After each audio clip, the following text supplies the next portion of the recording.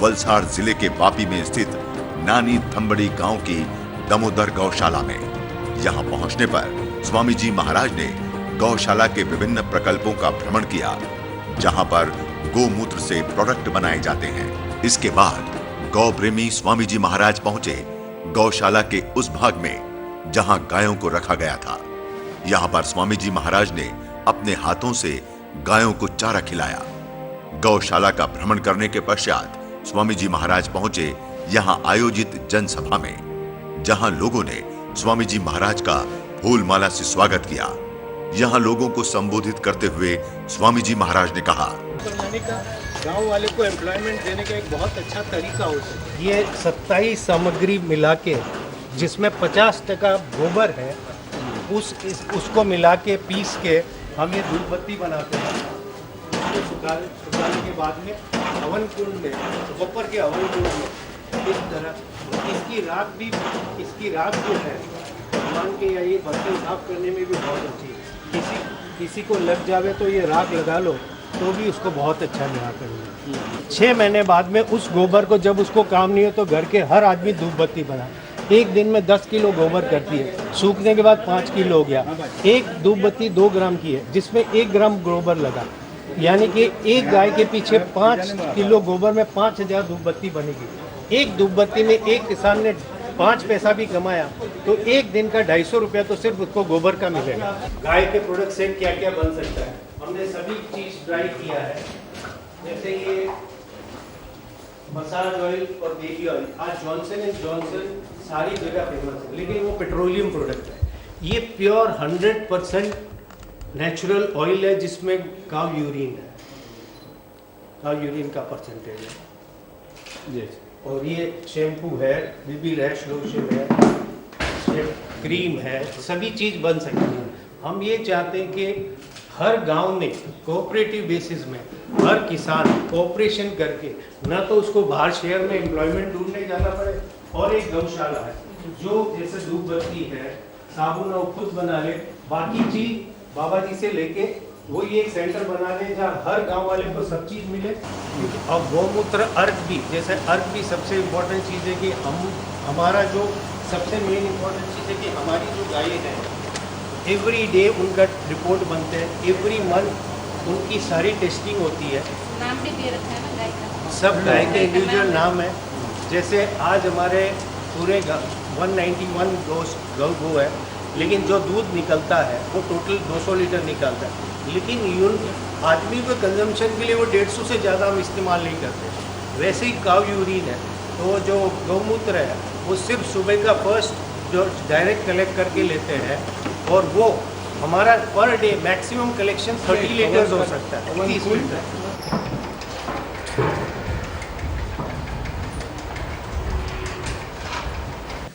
11,108 को सींच। इसमें क्या क्या है? कौन से कब्बे सर? दूध, दही, घी, गोबर और गोमूत्र।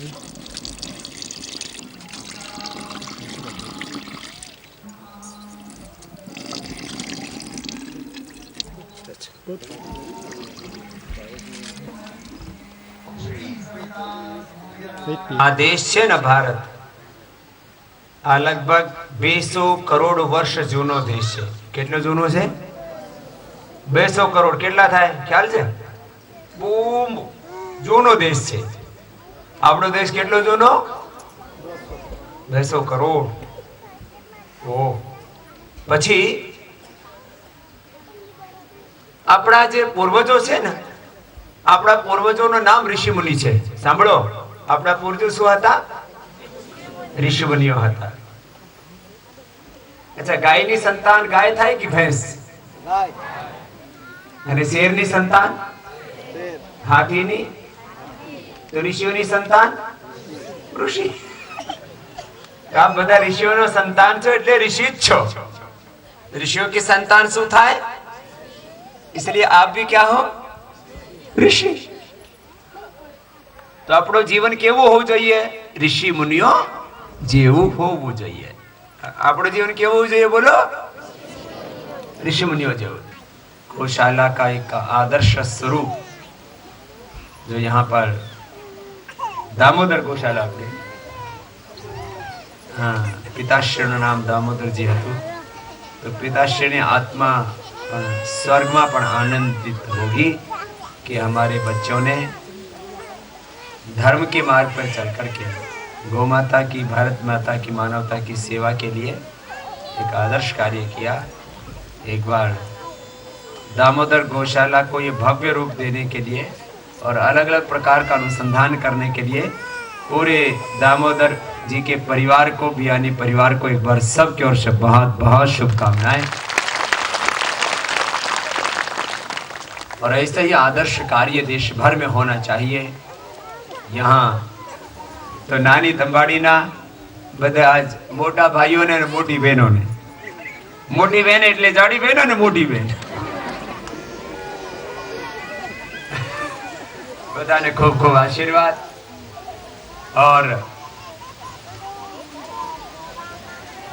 आप लोग सब यहाँ इस गौशाला से सीखें और औरों को बताएं। इतना सुंदर वातावरण यहाँ निर्मित किया है। जो घरों में यूज करते हैं ना लोग, वो अगरबत्ती और एक और यूज करते हैं धूप बत्ती के नाम पर, वो गीली गीली आती है, उसमें इतने गंदी गंदी चीजें डालते हैं। उसमें एनिमल फैट से लेकर के, जो सड़ा हुआ एनिमल फैट है, रिजेक्ट एनिमल फैट, जो मांसाहारी खा नहीं पाते, रिजेक्ट एनिमल फैट यानी मोबिल ऑयल से, जो गाड़ियों के अंदर खराब ऑयल निकलता है, मोबिल ऑयल और रिजेक्ट एनिमल फैट, वो सब डाल करके तब उसमें वो चिकनापन आता है। और उसमें कुछ केमिकल्स डाल देते हैं और बोलते हैं भगवान की धूप बत्ती कर रहे हैं। भगवान तुम्हें स्वर्ग में नहीं नरक में भेजेगा ऐसी धूप बत्ती लगाओगे कि भगवान को भी तुम मोबिल ऑयल लगा रहे हो। एनिमल फैट, कितनी गंदी गंदी चीजें। तो ये धूप बत्ती बहुत अच्छी बनाई है और भी बाकी प्रोडक्टों पर बहुत अच्छा रिसर्च किया है। वो गाय का जो खीस होता है ना, पहली बार का जो दूध होता है, उसको उबालते ही अपने आप वो पनीर बन जाता है। एक तो पनीर हम दूध में नींबू डाल के बनाते हैं, जो पहले दिन का होता है वो बहुत अच्छा होता है। फिर करीब 3 दिन तक खीस बनता है ना। वो खीस खाने से नेत्र ज्योति बढ़ती है और इम्यून सिस्टम बहुत स्ट्रांग हो जाता है। जो माँ बाप का पहला दूध पीता है ना बच्चा, वो बहुत मजबूत होता है, उसकी शरीर में ताकत रहती है, उसको हार्ट अटैक नहीं होता है, उसको डायबिटीज नहीं होती है, उसको ब्लड प्रेशर नहीं होता है, उसके शरीर में विटामिन की डेफिशिएंसी नहीं होती है। जो माँ का पहला दूध पीता है और फिर कम से कम 5-6 महीना 9 महीना जितना जिसकी माँ में ताकत हो, माँ का पहला दूध और गोमाता का पहला दूध वो औषधि होता है। तो हमारे बियानी जी ने जो पहला दूध होता है गाय का, उसको ड्राई कर दिया है लो टेम्परेचर के ऊपर, उसको उबाल करके नहीं, तो उसके सारे उसके पोषक तत्व वो उसमें बरकरार रहते हैं। ऐसे खूब अच्छे अच्छे अनुसंधान अलग अलग प्रकार के करके एक बहुत अच्छा प्रशिक्षण का केंद्र भी बनाया है और नंदीशाला भी बनाई है। ब्राजील में हमारी गाय 40 to 60 kg दूध देती है और उसमें गिर नस्ल की गाय सबसे उत्तम। तो हमारे यहाँ पर गौशाला के ऊपर तो पूरा जोर है हिंदुस्तान में, लेकिन नंदीशाला नहीं बनाते। और गाय की प्रकृति मनुष्य से भी ज्यादा नाजुक है। जैसे हमारी जनरेशंस में दूसरे गोत्र में शादी करते हैं, एक परिवार में एक कुटुंब में शादी नहीं करते। जिन हिंदू समाज के भी जिन वर्गों में और मुस्लिम समाज में जहां एक ब्लड रिलेशन में शादियां होती हैं, वहां बहुत से जेनेटिक डिजीज होती है और फिर उनका जो मस्तिष्क, उनका शरीर वो क्षीण हो जाता है। ऐसे ही गाय में की प्रकृति बहुत नाजुक होती है। गाय का एक बार जिस नंदी से नहीं करवाई, उसको वो प्रेग्नेंट हो गई उसकी माँ, तो अगली तो उसकी बेटी हो गई ना, तो उसकी बेटी के साथ उस नंदी का संपर्क नहीं होना चाहिए। लेकिन हमने खुद तो भ्रष्ट हुए ही, गौ माता के साथ में हमने दुराचार करना शुरू कर दिया। इससे गाय की नस्ल खराब हो गई। नहीं तो हमारे यहां तो भगवान राम का जन्म ही गाय माता से हुआ। यदि गाय नहीं होती तो दशरथ के घर में राम पैदा ही नहीं होता। यदि गाय नहीं होती तो शिव पैदा ही नहीं होता। यदि गाय नहीं होती तो भगवान कृष्ण का जन्म ही नहीं होता। यदि गाय नहीं होती तो हमारे ऋषिमुनि नहीं होती। गाय ने ऋषियों को ऋषि बनाया। इतनी महान परंपरा गौ माता की है। ये खाली एक जानवर की सेवा नहीं है, एक पशु मात्र नहीं है, एक प्राणी मात्र नहीं है। ये तो धरती पर दैवी शक्तियों का अवतरण है गौ माता के रूप में। ऐसी भावना से हमको गाय की सेवा करनी चाहिए और गौशाला के साथ नंदीशाला होना चाहिए। मेरा तो ये सपना है कि हिंदुस्तान के हर एक गांव में एक गौशाला और एक योगशाला, व्यायामशाला, ये दो हो जाएं तो हिंदुस्तान दोबारा से विश्व का देश। और गौशाला में नंदीशाला जरूर होनी चाहिए। और जितनी भी गौशाला हिंदुस्तान में बेकार हो रही है और गाय माता की इज्जत नहीं हो रही है, उसके कारण है कि नंदीशाला ही नहीं है। नंदीशाला होना बहुत जरूरी है। और आजकल तो विज्ञान का उपयोग करके बहुत से लोग कहते हैं इसमें तो बहुत समय लगेगा, नंदी तो बहुत अच्छे नस्ल की नंदी बहुत कम है जो गाय 15-20 किलो का दूध देती है, उनको फिर आगे बढ़ाया जाएगा। तो आजकल तो विज्ञान का उपयोग करके जो है एक ही नंदी से हजारों गोवंश पैदा किया जा सकता है। इंजेक्शन के माध्यम से उनका जो है स्पर्म बैंक बना दिया जाता है।